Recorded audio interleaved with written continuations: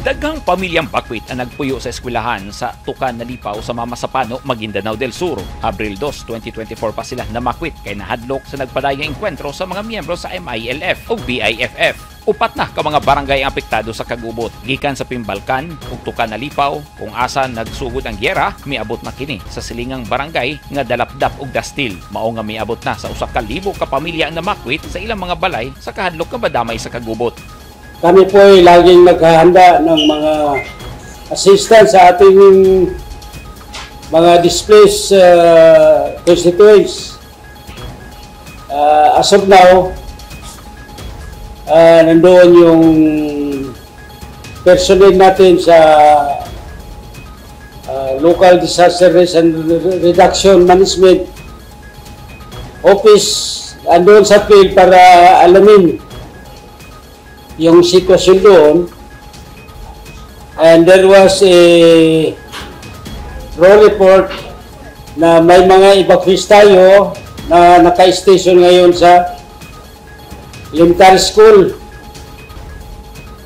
Dalawang elementary school, andoon yung mga evacuees natin. Nanawagan karon ang lokal nga gobyerno sa Mamasapano sa Barm government na tabangan sila sa ilang giatubang nga problema ug mopatunga sa kagubot aron husayon ang duha ka partido sanglit mga miyembro kini sa MILF.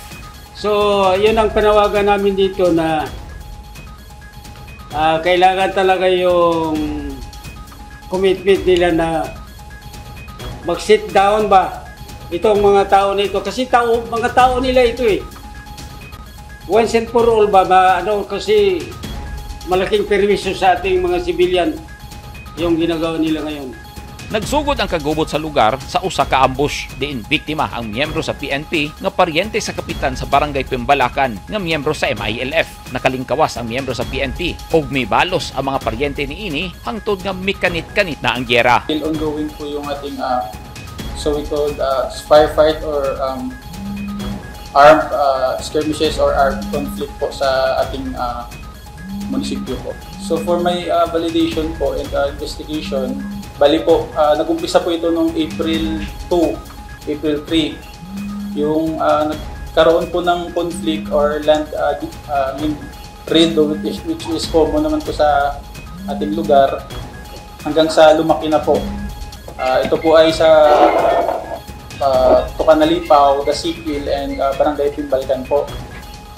Yung dalawang grupo na yun is grupo po ni Jainuddin Caro, which is kalaban niya po is yung si Commander Badruddin po.